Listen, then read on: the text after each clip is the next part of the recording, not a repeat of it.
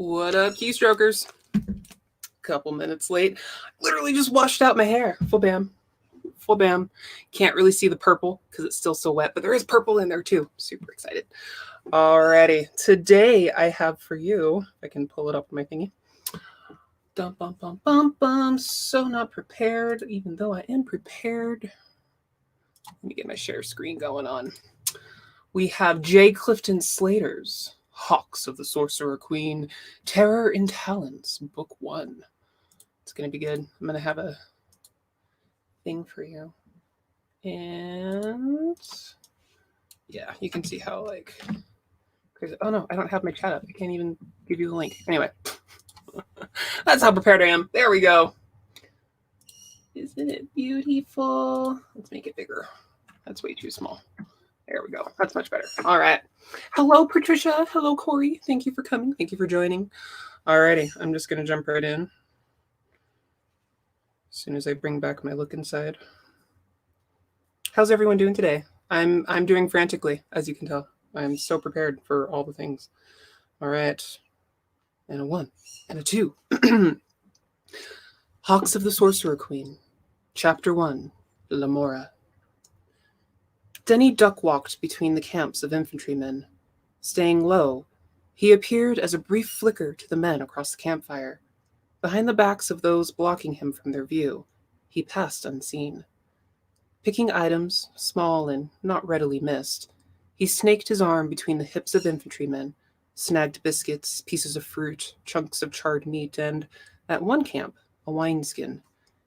Each liberated prize he stashed in a pouch before moving away. It had been a successful adventure, but the sun was coming up, and it was time to head back. Spying a knife at the next campfire, the slight man hesitated. There was nothing unique about the cutlery, and his time was almost gone.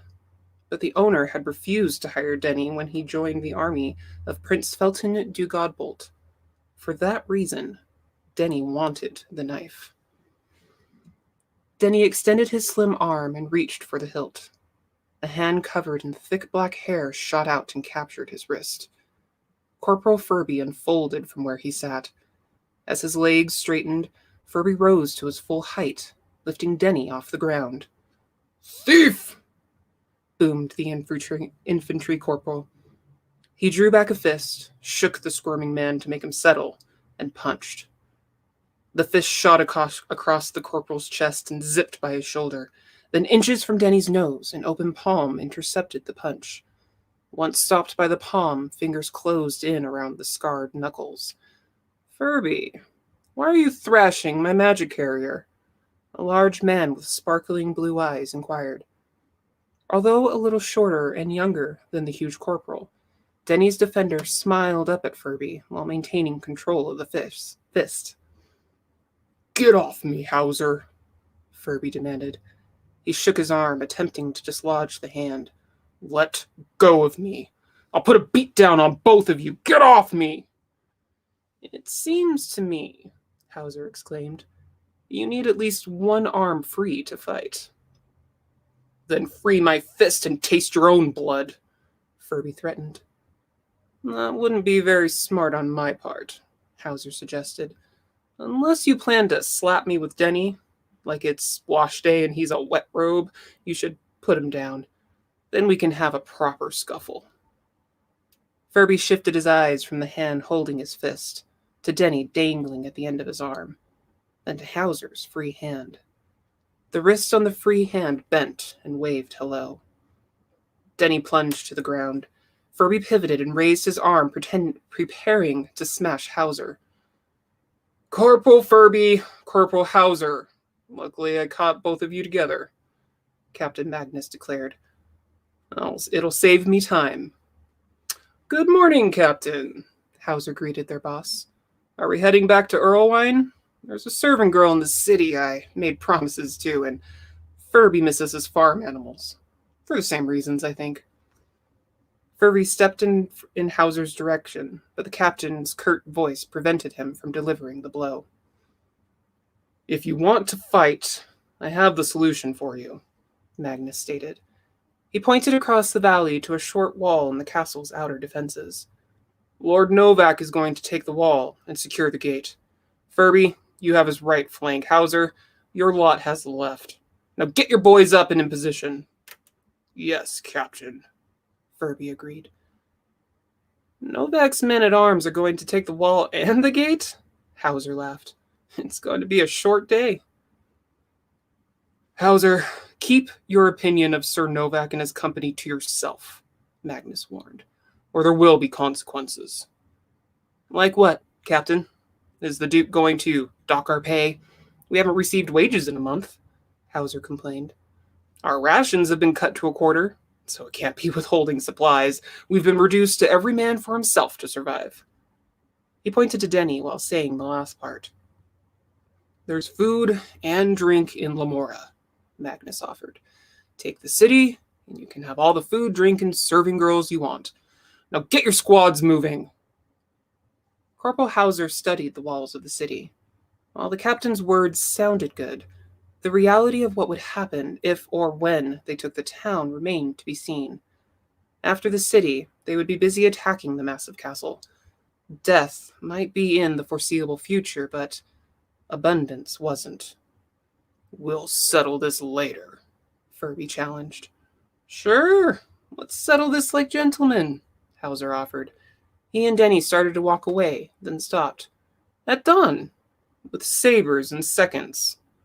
"I don't have a saber," Furby whined. "That's a pity. I guess we'll have to put the duel off until we have the proper equipment," Hauser remarked. Taking Denny by the arm, he jerked the little man into motion and scolded. "Why did you continue in the sunlight? And why with Furby? You know he has animal instincts." "Thanks for the rescue, Cabby," Denny offered. "I just couldn't resist. I'm a sinner and fall easily to temptation." "Did you at least collect enough for breakfast?" Cabby Hauser inquired. "Yes, Corporal. We'll eat like noblemen," Denny promised while patting the side of his pouch. "Or at least as well as a company in the service of a wealthy lord." Trumpets blared. The 70 men scheduled for the battle at the wall, and the 1,500 settling to the grass to watch the fighting, turned to face uphill.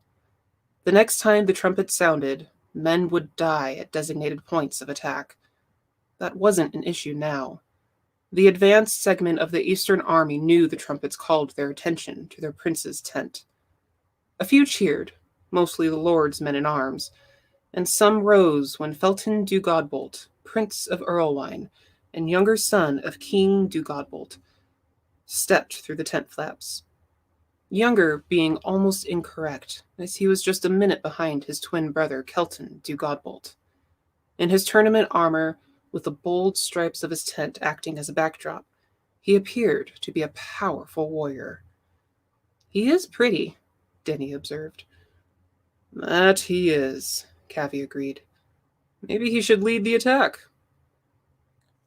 "I hear tell he's a lover, not a fighter," Denny commented.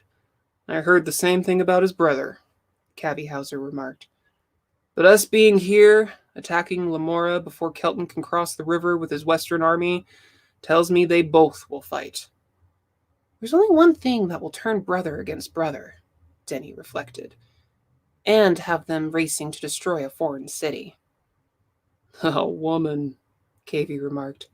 Holding out his arm, he indicated the levy troops and their miserable camps, the tents of the great lords and the ordered squad tents of the knights' men-at-arms. "She must be an amazing lady to cause all this. I'd like to meet her one day." The captain raced up, waving his arms and stomping his feet. "Cheer! Cheer!" Magnus ordered. "The prince is looking in this direction." "If I cheer, can we get paid?" Cavi inquired. "Or collect full rations?" "Cheer," Magnus instructed. "Or so help me, I'll burn you at the stake, bitch." "It's witch," Cavi suggested. "You burn witches." "Bitch, witch, they both burn," Magnus spit out. "And so will you, if you don't go full-throated." Magnus was usually an easygoing commander, unless he got caught up in politics. Being captain of a loose collection of levied farmers, tradesmen, and a few paid volunteers was a difficult job. K.V. Hauser raised his arms and directed his 16 farmers and tradesmen to shout their approval of and for the prince. Felton du Godbolt raised his helmet's face guard while continuing to offer benediction with his other hand. "If I'm not going to fight," Felton asked out of the side of his mouth, "why is this heavy iron bucket on my head?" "The troops love you and draw inspiration from your power," an advisor replied. "They will fight better after seeing you in the glory of your armor." "I think they would rather have full bellies," the prince remarked. He rotated to be sure all sectors of his siege force received his attention. "This is necessary," a second advisor assured him. "We can't leave Lamora in our rear, and the food and supply wagons would have slowed us down. By the time Lamora falls, the bulk of your army will have reached Castle La Plage." "That's where Celestina will be," Felton gushed. "I can't wait to see her again. I will suffer no one standing in my way. At La Plage, I will lead the assault." "Our sources tell us the Lady de la Mora is most likely at La Plage," the first advisor said. "If you want to fight, my prince, there lies your opportunity." "You're right," Felton said. He stepped out from under the awning, pulled off his helmet, pulled a coin purse from his belt, and raised it over his head. "There can be no more delay. For the first man over the wall, I offer these coins." A roar of approval came from the 70 assaulters. Additionally, a few of those not assigned to the mission ran to their captains and sergeants asking to be included. They were denied for their own good. The forward defenses rested in the kill zone from the city walls. The 70 men would be stacked close against the soldiers of Lamora. Unless the defenders wanted to launch arrows into their own men, the assaulters would be relatively safe. Anyone behind them would catch an onslaught of arrows. "Prince du Godbolt, please step back under the awning," his personal mage requested. "We fear magically enhanced arrows or other missiles from their wizards." "That should get things moving," Felton announced while backing up to the awning. "How big a purse is it, my prince?" one advisor asked. "I have no idea, and don't care as long as it gets results," Felton du Godbolt admitted. "Let me know who wins the coins. I'm going back to my sketch pad. I have Celestina's exquisite jawline close to perfect, but who am I fooling? No artist could capture her essence on parchment." "Of course not, my prince. We will keep you appraised of the winner," Duke Chittenden promised. Then the field marshal for the army turned to the musicians. "Trumpets, sound the events." The blaring reverberated off the city walls, letting the defenders of Lamora know the attack was about to begin. As a result, by the time Lord Novak's men-at-arms, Corporal Furby's and Corporal Hauser's groups moved up, the knee wall was lined with shields and bristling with steel-tipped weapons. "I told my brothers when I left the mountains," Cavey announced. "I was going to join the army to see the world. But do you know what my favorite sight is?" "What's that, Corporal Hauser?" his 15 levied troops replied. "The rear of a shield wall and 14 healthy backsides," Cavey Hauser replied. "Well, you scruffy bunch of dirt farmers, that means get shields up!" Cavey had learned what little he knew about formations from watching the men-at-arms. There was no training for the levy troops.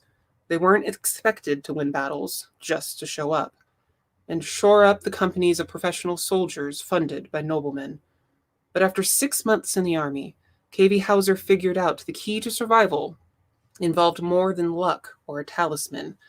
As a result, he studied tactics. "Brace, keep them tight," Cavey urged. 14 wobbly and patched shields, all discarded by the men-at-arms or rejected from captured enemy gear, raised up in 3 tiers. Advancing behind the barrier, the troops heard what sounded like heavy raindrops impacting the front of the wall. Based on the arrow strikes, Corporal Hauser warned, "Stormy today, lads, with a chance of dying from iron poisoning. Keep them tight." As if a thunder shower moved through the area, The pounding grew in intensity. It was both loud and dangerous.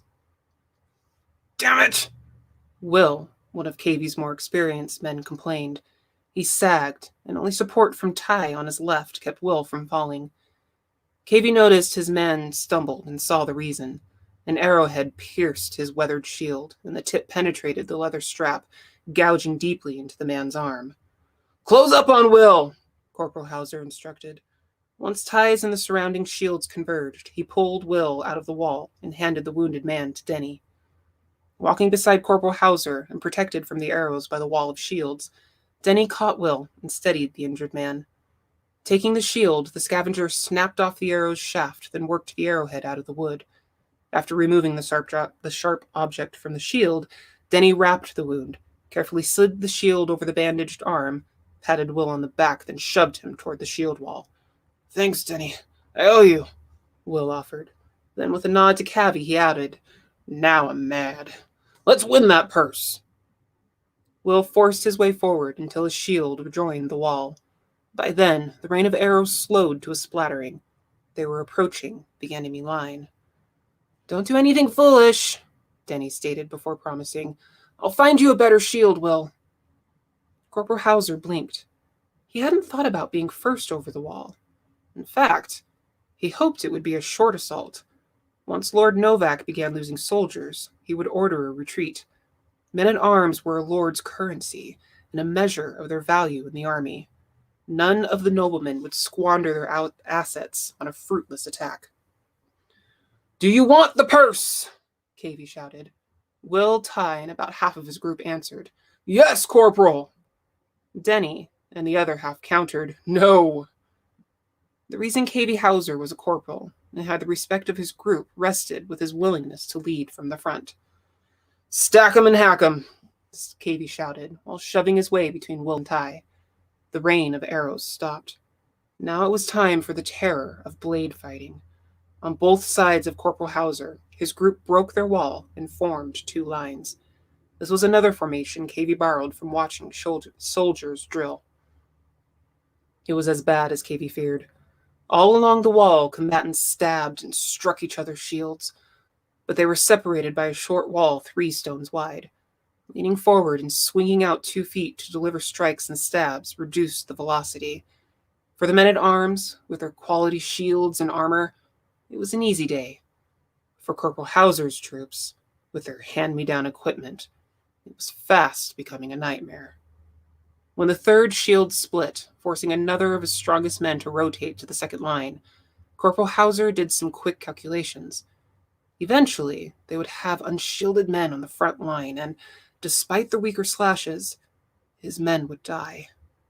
"Denny, smoke me, Will, and Ty," Kavy called out. "Not good," Denny warned. "The purse isn't worth it." "Do not argue with me," Kavy ordered. "Smoke me!" Kavy felt Denny rub against his backside when the small forager slipped between the lines. "Protect Denny!" Kavy ordered Slim, who stood behind the corporal. Denny positioned his head in the small of Kavy's back, placed one hand between Ty's shoulder blades and the other between Will's shoulders. 1, 2, the scrounger counted. On 3, Denny shoved with his head and his hands until there was no resistance. Then, streaks of lightning assaulted his eyes and pain shot through his head. He began to fall. Seeing the short man's knees buckle, Slim hooked him with the edge of his shield and gently slid Denny to the rear. But moving the little guy was all Slim could do. With Kavy, Will, and Ty gone from the shield wall, Slim stood at the front of their formation. I need a quick drink of water. Thank y'all for watching. Hello, Bart of today and Patricia. I think I already said Patricia. All right. We've got 2 more small parts, and then we're going to wrap this thing up. All right. The shove from Denny forced Kavy, Will, and Ty forward and off the battle line. Just before tripping over the stone wall and falling into the swords and spears of the enemy, the trio dematerialized. As smoke, they swirled around the front row of the Lamora defenders. When they solidified, they faced the second row of militiamen. Kavy lifted a leg and kicked backwards. It connected with the man behind him, sending the militiaman over the wall, where he fell on Slim's sword. Then Corporal Hauser focused on the man to his front. Cavey, Will, and Ty used their shields to hammer aside the shields of the unprepared soldiers. Strikes to arms, necks, and shoulders dropped 3. The trio shuffled forward and took down another 3 defenders. A wedge formed with Cavey at the head of the formation. Slim and the rest of Corporal Hauser's unit joined him. On their flanks, the line stretched from behind the short wall to deep into the ranks of Lamora's defenders. Bing! A short, sharp sound with big consequences for Corporal Hauser rang out. The heavy iron sword with the only type levy soldiers were allowed to carry, had snapped.